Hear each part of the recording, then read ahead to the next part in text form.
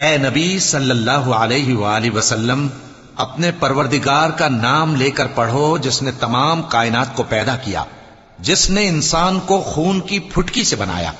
پڑھو، اور تمہارا پروردگار بڑا کریم ہے، جس نے قلم کے ذریعے سے علم سکھایا اور انسان کو وہ باتیں سکھائیں جن کا اس کو علم نہ تھا، مگر انسان سرکش ہو جاتا ہے اس بنا پر کہ وہ اپنے آپ کو بے نیاز سمجھتا ہے۔